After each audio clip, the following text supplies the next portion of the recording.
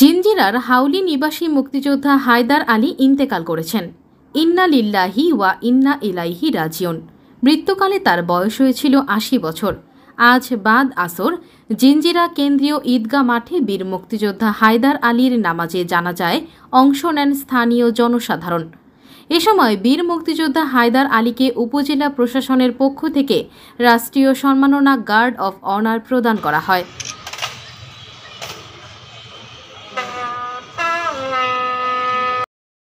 বীর মুক্তিযোদ্ধা হায়দার আলী মৃত্যুর সময় স্ত্রী, 2 ছেলে এবং 1 মেয়ে সহ অসংখ্য শুভাকাঙ্ক্ষী ও আত্মীয় স্বজন এই পৃথিবীতে রেখে গেছেন।